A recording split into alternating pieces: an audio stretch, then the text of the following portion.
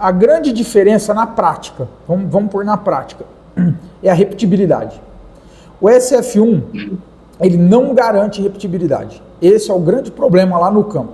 O que acontece? Sim. Você pega um SF1, faz um mapeamento com ele, e logo na sequência você planta uma semana aí, ele vai rodar bem. Vai rodar bem. Você faz um mapeamento do SF1, demora 3 meses para plantar, ele não vai rodar. Ele vai dar um deslocamento grande. Então a característica do SF1 que não é boa é a repetibilidade. Para algumas culturas isso é problemático. E para alguns projetos, por exemplo. Cultura de cana-de-açúcar, você tem uma longevidade do canavial, de 5 a 7 cortes, até 9, dependendo do lugar. Então, esquece, esse SF1 não vai funcionar, porque para os outros anos, sempre que você for fazer colheita, alguma outra coisa vai estar deslocado. Precisa ser RTK e RTX. Sim. Plantio de soja.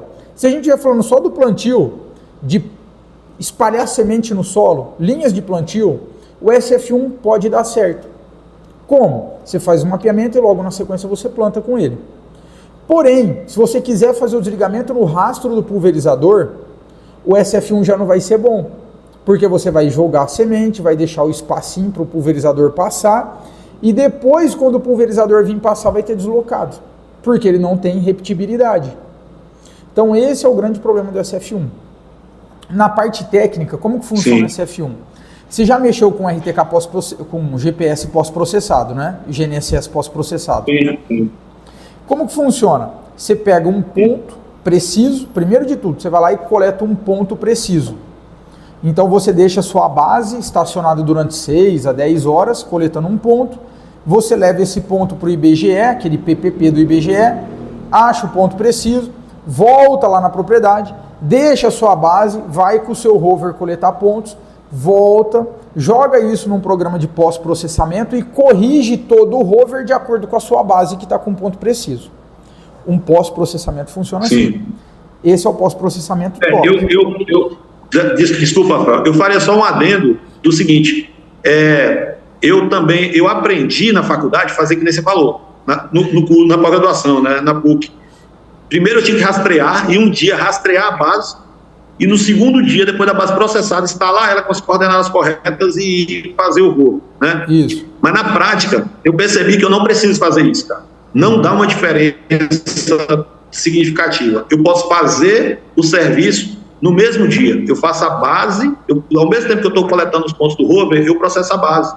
Aliás, eu rastreio com a base. E aí, ao invés de eu fazer o processamento no PPP, eu faço o processamento no Top Contus. Então eu uso as bases, eu seleciono 3 bases do IBGE e baixo também as efemérides precisas. Então eu consigo fazer o processamento da base e aí depois da base processada eu já processo o rover também no Top Contus. Então assim, só para... Legal, perfeito. Da minha metodologia, que eu percebi que me economiza uma ida no campo, e que não tem diferença significativa no resultado, sabe? É milimétrico o resultado. Então, perfeito. Que era a segunda forma que eu ia começar a falar. Então, show de bola, você já sabe como que é. Não, imagina. E tem a terceira forma. Por quê? Eu vou te mostrar para você entender como que o SF1 trabalha. E tem uma terceira forma de fazer pós-processado. Então, nós temos a primeira forma, que ela funciona bem parecido com RTK. Nós temos a segunda forma, que ela traz uma precisão relativamente boa, mas você vai entender que ela vai dar um problema só em repetibilidade. E a gente tem uma terceira forma, que é a que 90% das pessoas fazem. Como que 90% das pessoas fazem? Eles não têm uma base e um rover. Então ele vai só com o rover para o campo, coleta, faz toda a sua coleta e faz o pós-processamento utilizando o RBMC.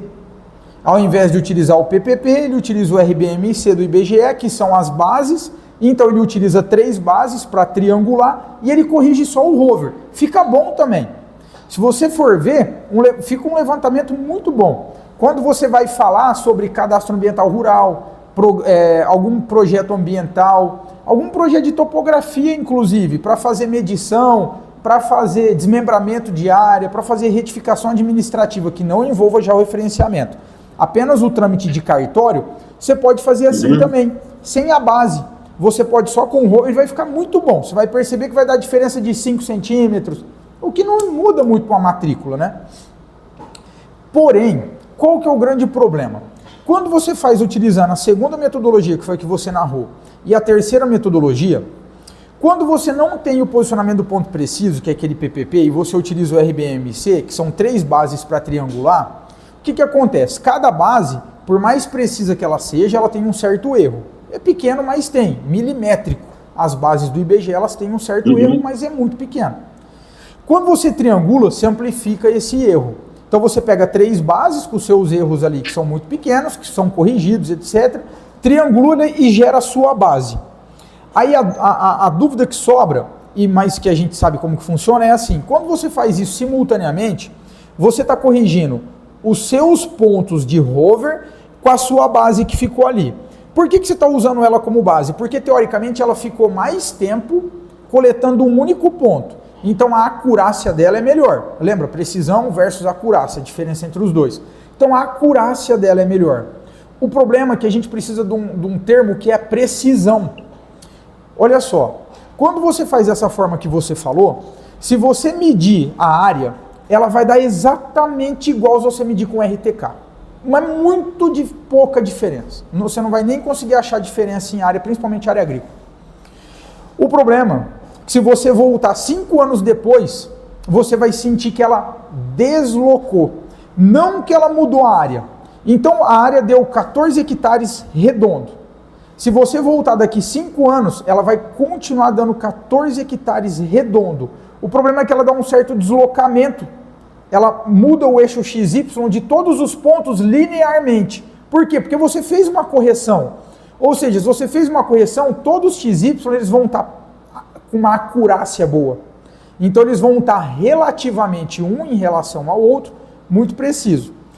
Quando você deixa a sua base um dia antes, coletando o ponto, e faz pelo PPP, ele te garante uma... Viu, Rafael? Voltou? Jorge? Voltou? Oi, travou. Voltou. Quando você faz pelo PPP, qual que é a diferença? Quando você faz pelo PPP, ele te garante um outro atributo, que é o atributo da precisão. Quando você lê a especificação do RBMC, você vai ouvir ele falar muito sobre a acurácia. E a acurácia serve para serviço topográfico. Quando você vai para o PPP, você vai ouvir ele falar muito sobre precisão. Qual que é a diferença? Repetibilidade. Então, como que funciona o SF1? Ele funciona igual o terceiro método que a gente comentou. Ele é um rover, que ele vai coletando os pontos. Dentro do monitor, ele tem um software de correção, que é um software muito bom, tipo um Datopic e etc. Só que ele não deixou nenhuma base para corrigir. Esse é o problema dele. E qual que é a diferença do SF1 para o SF3? O SF3 ele funciona igual a metodologia que você comentou. O SF3, a John Deere, ela tem várias bases espalhadas no Brasil. E aí ela faz esse serviço automático, sem você saber. Você está andando com o trator e ela está fazendo isso em tempo real. Então funciona igual a segunda metodologia que você falou, o SF3, ele já é bem melhor que o SF1. Só que qual que é o problema do SF3? O SF3 ele é bom para grãos? É. Ele é bom para cana? Não. Porque a cana você precisa daquela tal da repetibilidade ao longo de vários anos. A cana normalmente ela vai ter um corte aí de 5 a 9 anos. Como que funciona para a cana? Para a cana você já cai na obrigatoriedade de ter um RTX, ou um RTK, ou um SFRTK. Então olha só, a John Deere, ela percebeu esses 3 métodos. O que ela fez? Ela desenvolveu um monitor mais barato para o método, para o terceiro método que a gente conversou. Você anda com o rover e faz a correção direto. Ela desenvolveu um para o segundo método, que foi o que você narrou, que chama SF3. Então ela tem as bases dela, e aí ela usa o rover e corrige com a base dela, segundo método. Só que ela percebeu que ela precisava do terceiro método, que seria uma base fixa mesmo, corrigida através do ponto de posicionamento preciso, e essa base corrigisse o rover dela. Como que a John Deere chamou isso? Ela chamou de SF-RTK. Como que funciona na prática esse sistema dela? Esse sistema dela, ela continua com aquelas mesmas bases que eu comentei com você, do SF3, com a diferença de que ela pega o dia anterior inteiro, classifica e faz o posicionamento preciso do dia anterior, envia essa mensagem para um satélite, e o satélite faz a distribuição dessa correção. Observa como é exatamente igual o RTX da Trimble. Só que a Trimble... Então o RTK, assim, a antena do RTK que está lá na sede da fazenda, ela não está comunicando com a antena diretamente com a antena do equipamento. O SFRTK, que é um sistema da John Deere. Sim. A John Deere, na verdade, o SFRTK, ele é o RTX. É o RTX. O problema é que a RTX é uma marca da Trimble. RTX não é um tipo de trabalho. RTX é uma marca que a Trimble patenteou. A John Deere falou assim, eu preciso fazer igual, porque o meu SF3 ele não me dá tanta repetibilidade. Então a John Deere fez igual, só que ela teve que mudar o nome, chama SFRTK. É igualzinho o RTX. E o que é o RTK então? O RTK é aquele primeiro método que eu comentei com você, onde você deixa uma base um dia inteiro coletando, com uma diferença. Ao invés de você pegar o que você fez com o rover e ter que jogar num software, para o software fazer isso, você coloca o seu GPS, dentro do seu GPS de base tem um chip, esse chip faz essa correção automática, manda esse sinal via rádio, que se comunica com o rover, e aí o rover já recebe o sinal corrigido em tempo real. Por isso que é RTK, Real Time Kinematic, correção em tempo real. Então, de forma assim, sucinta, né, tentando explicar de uma forma sucinta, aí está a diferença entre os tipos de comunicação que a gente tem. Então, de forma prática, RTK, RTX, SFRTK faz tudo, qualquer coisa. RTK, se quiser anotar, RTK, RTX e SFRTK. Eles fazem absolutamente tudo. E se você quiser anotar, Pode falar. Eu estou anotando aqui. Só para eu entender, só para ter certeza aqui, Rafael. O SF1, ele não garante repetibilidade. Então, profissionalmente difícil de ser utilizado. Dá para ser utilizado, ó, parênteses. Só um parênteses. Cara, eu tenho vários clientes que têm SF1. Eu não perco o cliente por causa de SF1. Mas eu já sei o que eu tenho que fazer para corrigir esse problema dele. Ou seja, mapeamento e plantio muito próximo do outro.